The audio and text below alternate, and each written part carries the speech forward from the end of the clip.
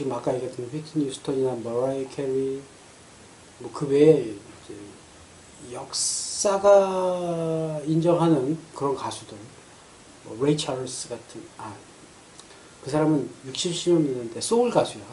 레이 찰스. 그래서 심지어 그 사람을 추모해서 그 사람의 일대기를 다룬 영화도 있어. 레이라는 영화가 있어. 그 레이 찰스라는 전설적인 그 소울 가수, 흑인 소울 가수인데 음악이나 미술, 뭐 아니면 어떤 문학, 문학 작품이나 뭐 글 이런 걸 통해서 그 정도의 감동이나 쾌감을 느껴본 경험들이 있어? 없으니까 대답이 안 나오지. 예술의 현장이라고 한다면은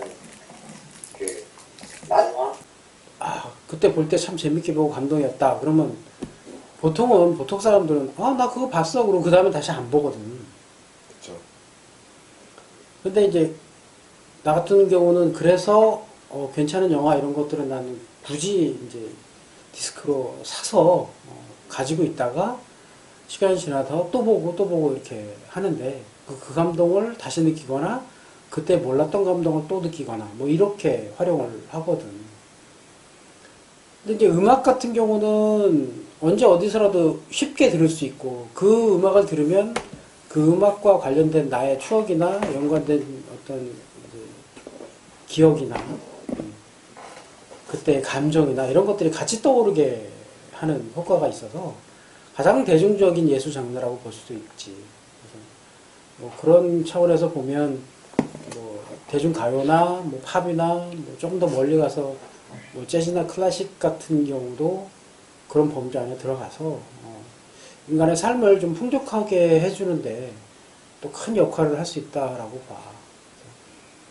영화도 그렇고 뭐 그림도 좋고 자기를 즐겁게 해줄 수 있는 어떤 수단, 그런 대상 이런 것들을 조금씩 좀 더 늘려가는 필요성이 있지 않나라고 나는 좀 강조를 해주고 싶고, 너희들이 뭐 취업이나 직장 이쪽에 너무 연연을 하다 보면 자꾸 소모되는 상황이 자꾸 벌어지고 그로 인해서 자기 자신이 살아가야 되는 이유마저도 잃게 되는 이런 경우도 많이 보게 돼, 내가.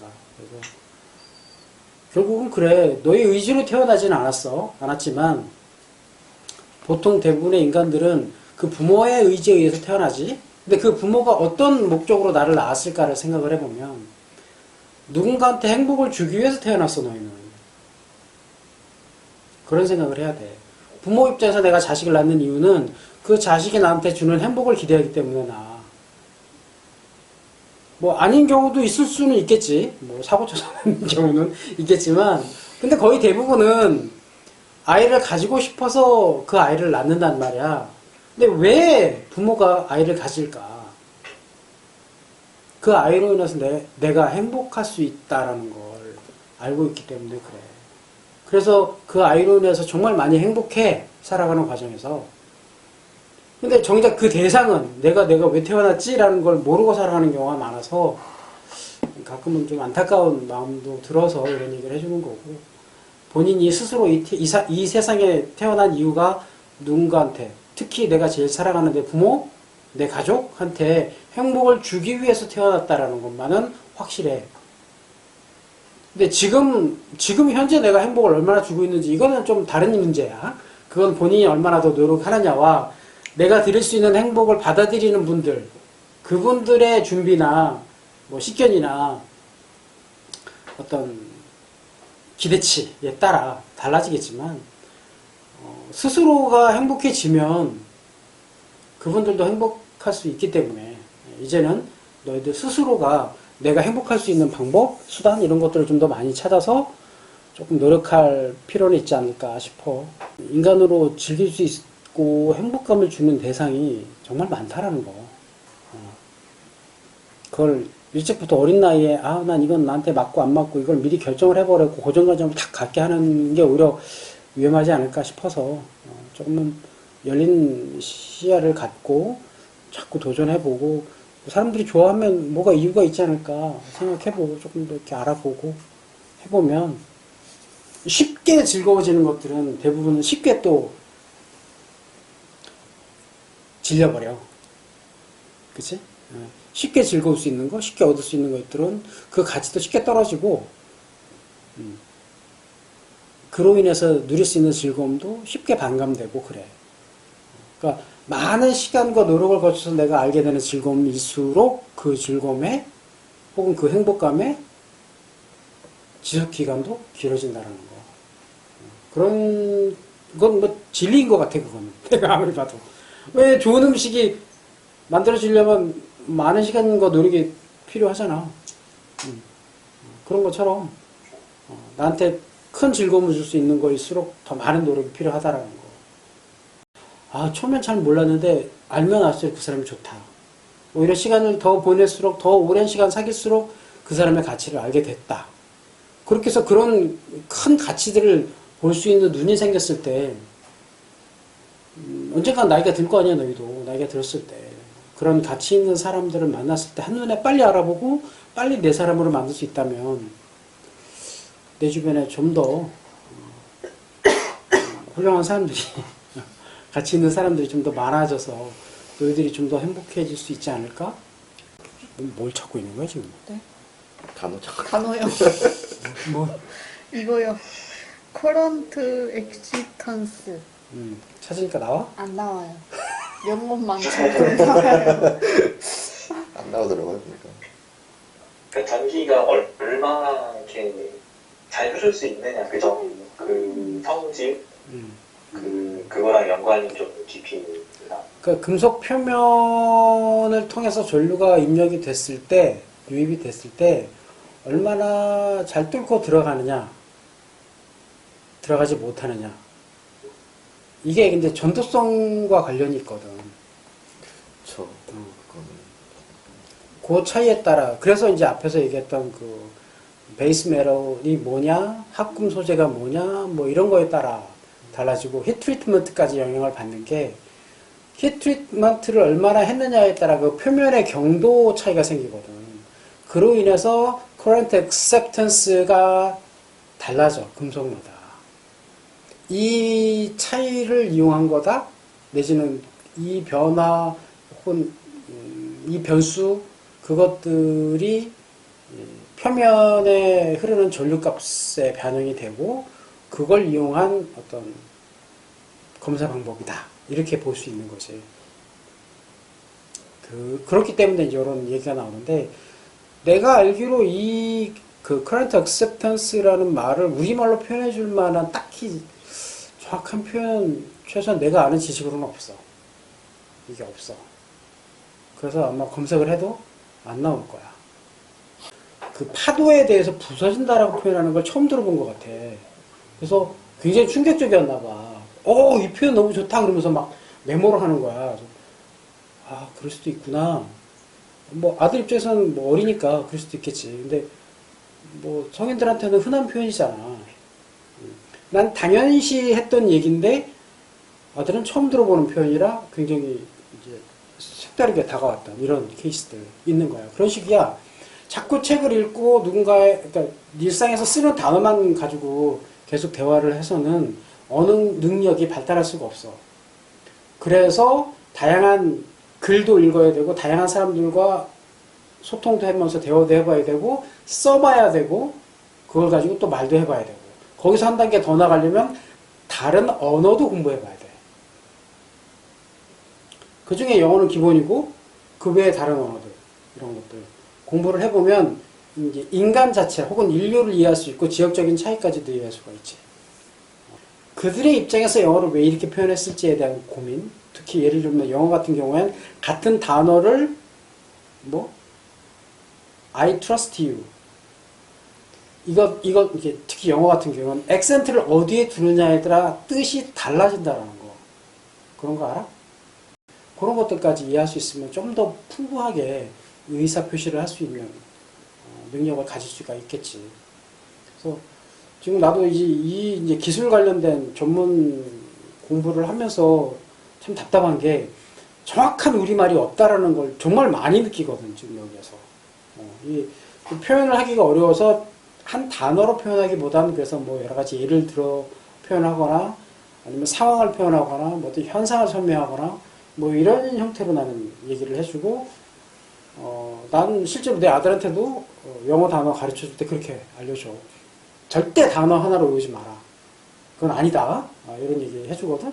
너희도 공부를 할 때 좀 그렇게 했으면 좋겠고, 가능하면 한글로 표현되는 어떤 문장도 조금 다른 식으로 조금 더 정확한 표현이 뭐가 없을까? 이렇게 찾아서 다른 표현도 좀 써먹어 보고, 그런 단어, 표현 하나 딱 들었을 때는 기억해뒀다가 뭐 대화할 때라든지 아니면 어딘가에 글을 쓸 때라든지 한번은 좀 활용을 해보는 게 크게 도움이 돼. permeability는 이건 자성에 연관이 있는 거야. 자성과 전류도 연관이 있잖아. 그래서 이것도 변수가 된다 이거지. 이 eddy current inspection의 변수가 되는 거야. 질문? 뭐 멘붕 왔어 지금. 뭔 소리야? 빨리 질문해. 밸런스 쉘에 있는 일렉트로 전자가 한 개 내지는 두 개. 그래서 최외곽 전자가 얼마나 많이 갖고 있어서 안정적이냐, 불안정하냐. 그에 따라 컨덕티비티가 달라지거든. 그럼 쉽게 전류가 흐르려면 한 개 내지 두 개 가지고 있는 최외곽 전자가 한두 개 정도 있는 좀 불안정한 존재의 원소들. 결국은 그 얘기는 뭐냐? 금속의 종류지. 금속의 종류, 합금의 정도에 따라 컨덕티비티가 달라지고 그게 전류의 전도성을 결정하기 때문에 eddy current inspection의 변수가 작용이 되는 거야. 맞지? 네. 이해됐지 그럼? 좀 permeability는? 자성이 얼마나 그걸 이렇게 통과를 할 수 있느냐인데, 자성이 없다가 생기면은 그거에 대한 유도 전류가 생기잖아요. 자기장은 모든 물질을 통과해. 통과하는 정도의 차이가 있을 뿐이야. 그걸 permeability라고 불러. 그 중에 가장 통과하기가 어려운 물질이 뭐냐? 공기야. 심지어 나무도 통과하잖아. 자기장은 통과하지 않는 게 없어. 다 통과해. 근데 물질에 따라 통과하는 정도의 차이가 있을 뿐이고 가장 잘 통과하는 게 뭐야? 금속이죠. 금속 중에 ferrous. 철. 철금속. 철 자체가 자성을 가지고 있는 물질이기 때문에 구리 아니에요? 구리는 전도성이 높은 편이고. 그러니까 아까 얘기했던 컨덕티비티가 구리고 구리보다 더 좋은 게 금이야. 금. 근데 금이 비싸니까 구리 쓰는 거야. 그리고 이건 구리. permeability가 가장 좋은 건 철. 그냥 철금속이야. 철금속. 철.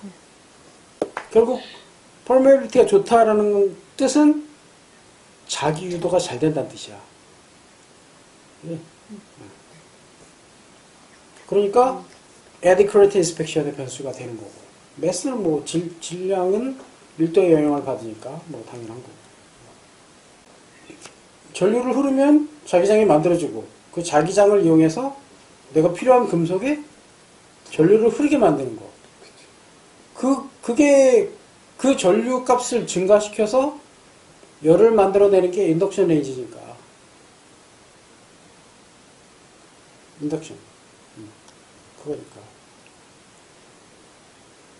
같은 원리라고 보는데 와전리를 이용한 방법은 같아. 근데 뭐 결함을 탐지하기 위한 용도이기 때문에 많은 열을 낼 정도의 많은 전류를 쓰지는 않지만 이건 의도적으로 전류 양을 높여서 열을 내버리면 이건 인덕션 레인지가 되는 거지.